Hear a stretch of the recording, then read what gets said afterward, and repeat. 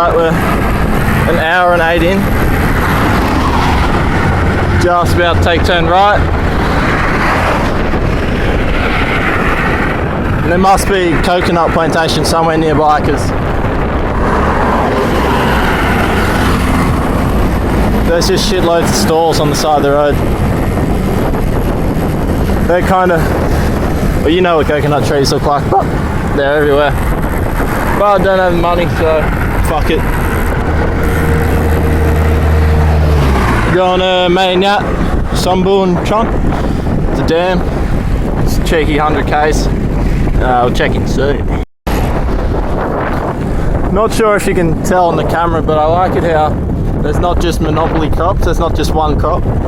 So if they got, I'm not sure if they're mango, they don't really look like mangoes, it's some sort of a fruit or nut tree, and they got bananas and rice and other leafy greens in there, but they do leave the soil a bit open.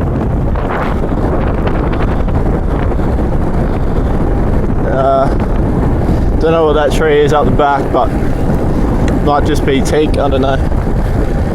Cool either way, and this road's fucking cracker. This might be the Ping River. Yes, probably.